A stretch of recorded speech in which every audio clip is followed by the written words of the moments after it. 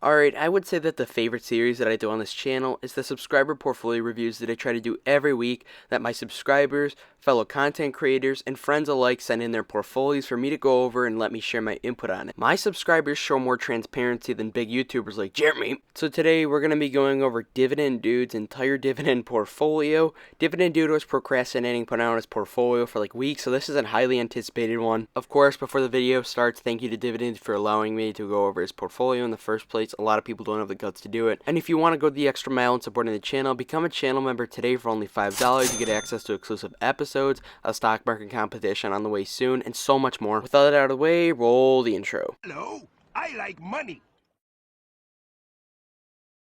Alright, before we get into the portfolio and the holdings itself, I like to really know what's the investor's goals, objective, age, etc.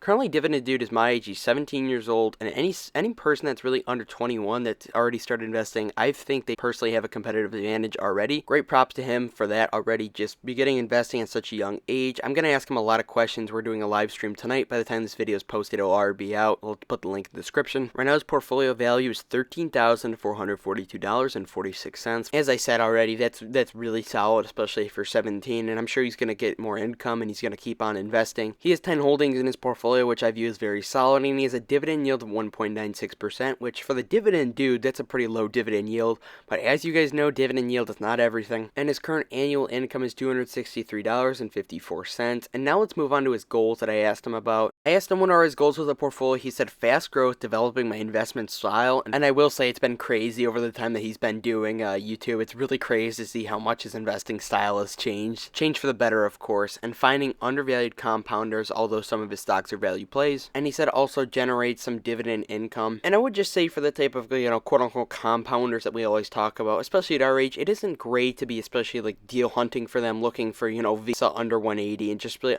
completely staying not invested in companies. I would definitely be fine with paying a bit of a premium, especially for those high quality companies that we're looking to invest in. With that said, every investment is the present value of future free cash flow, so we got to keep that in mind. Valuation does matter, but especially at our age, I wouldn't look for straight up value plays. Alright, on to the meat and potatoes. These are all the holdings, all 10 holdings, and I will get into them starting off with Disney, stock ticker DIS. Disney is one that he's very bullish on, and you could tell because it's the largest position in his portfolio right now by market value. Now, here's the thing. Disney is a very, very risky company to have as your number one spot, and I'm a Disney shareholder too. I'm going to straight up admit it. Disney, I'll be honest, it was one of those companies where something unforeseeable would have had to happen for to be where they're at right now, and it happened. He's down 9.6% on the position right now, which compared to my 40%. His average cost per share is $93.42, which is actually pretty decent. He's betting that Disney becomes profitable in their streaming department by 2024. I also heard him, he's very bullish on the parks business, but my issue with the parks, it's a great business, there's tons of demand, no debate, but there's only so much they can grow it at the end of the day. As I mentioned right now with Disney, it seems like if you buy now, it could be potentially one of those times to buy in, but there is so much risk involved. And looking at their business model, it doesn't look great compared to other compounders or those companies that you were talking about. It just doesn't look like one of those quality companies that you'd want to have as a core position, but at the same time, they were just that company 10 years ago. So you never know with Disney. It is high risk, high reward. I don't love it as a core position, but I think as a whole, kind of as a medium to smaller holding, it's definitely a solid play. Also, from an outside and biased perspective, from a Disney shareholder myself, I've noticed a downtrend in their quality of the films and content that they're making overall. They just don't have that Disney effect that they did have when they had it when Endgame came out, the Star Wars films, etc. It just doesn't feel like it has that Disney effect anymore where everybody's talking about it on social media. And it can still happen, guys. Like Barbie and Oppenheimer, those are two blockbuster films. I just haven't seen Disney have the ability to make a blockbuster film.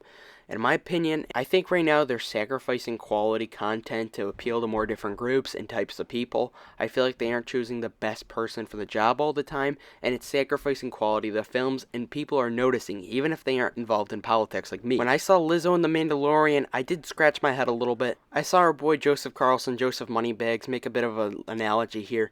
When you watch Star Wars, you want to be taken to a different fantasy or different realm, different world. You want to be taken away from the Earth almost in the the story taking and all that.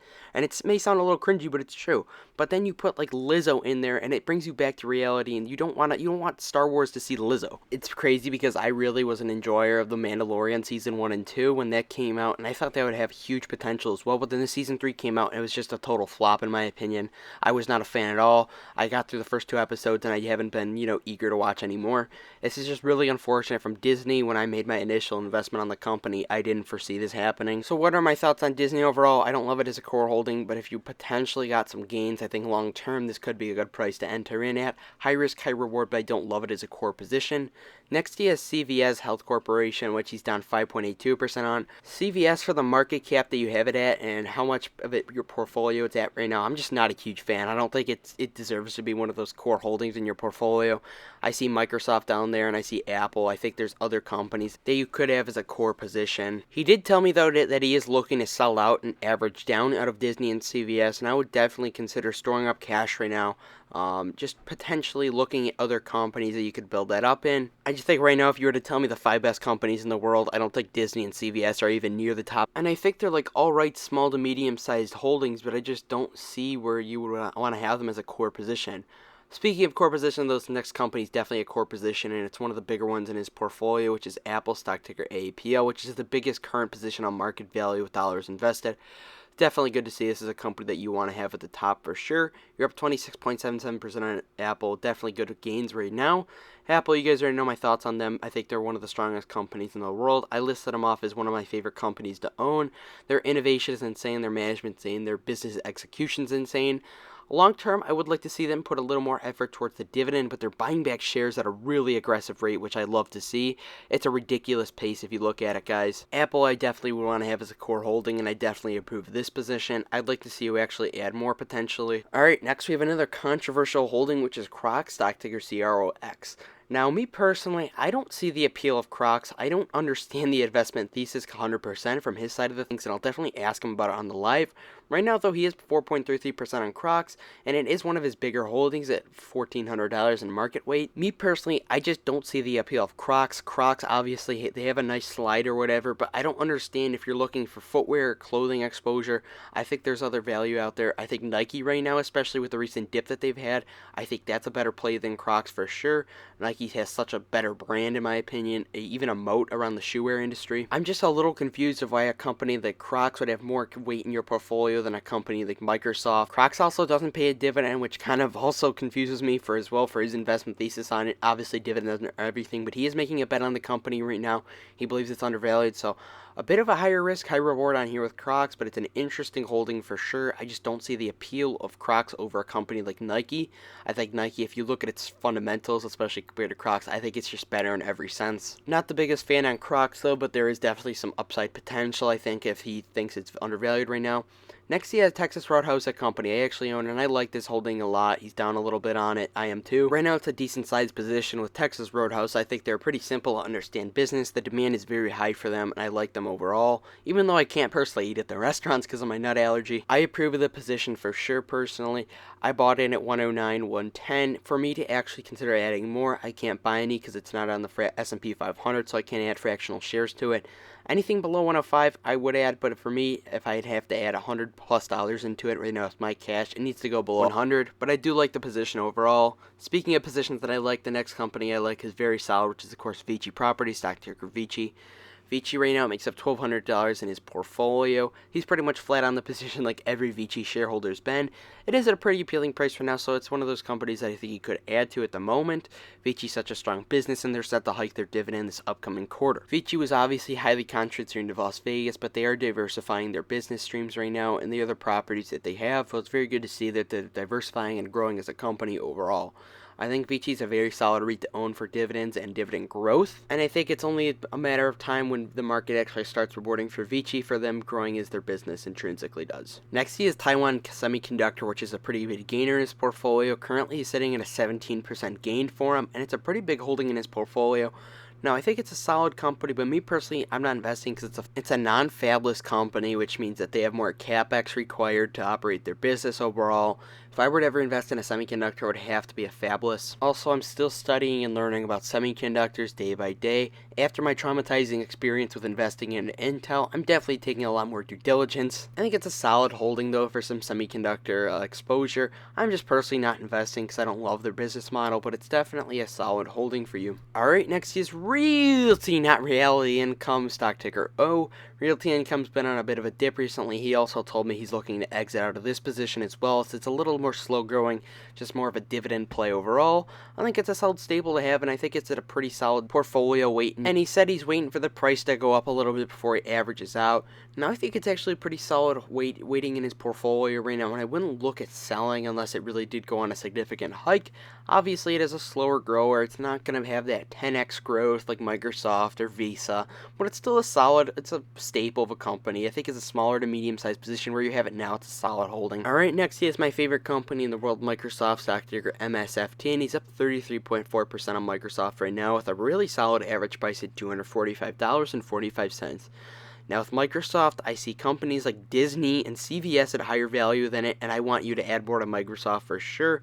I think right now it's at a pretty fair price. You could slowly dollar cost average in, but when there's a dip on Microsoft, I want you slamming that buy button. Obviously, you can see where he's probably not looking to buy it now because it's a little overpriced, even though I think it's personally a pretty fair price for the gains and the other outperformance that you get with Microsoft. Just the Microsoft kind of premium that you have to pay. Microsoft is just such a high quality company, and I think you should add a lot more to it. And it has to be one of those core holdings over the long term. I can see where he's probably going to add to it. I just don't see why, Disney or CVS should be a higher market weight in your portfolio right now than, Microsoft. And lastly, he has Kroger, which he's down a little bit on. Kroger's a very solid company to hold, and you think he has some room to add to it right now, and this could be a potentially attractive price to add to Kroger. Kroger, I think, has a lot of beneficial and upside with automation and AI. Overall, though, I think you do have some room to add to Kroger and Microsoft for sure. Now that's the entire holdings. Those are all the holdings. Let me spew my total thoughts and my conclusion here. And hey, you right there, do you want me to go over one of your portfolios? Join the Discord link in the description and message me from there. On to the video. Alright, there are a few things that I don't see that I think could be potential value adders to your portfolio. I don't see railways, I don't see payment processing, and I don't see industrials. I think those are three industries that you should consider looking into potentially for some solid diversification in your portfolio.